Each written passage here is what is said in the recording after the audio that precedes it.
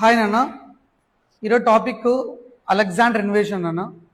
So Alexander invasion గురించి మాట్లాడితే, Alexander ఏ కంట్రీకి సంబంధించిన వాడు, ప్లస్ తను ఏ కంట్రీ డిఫీట్ చేశాడు, మన ఇండియాకి వచ్చాడు.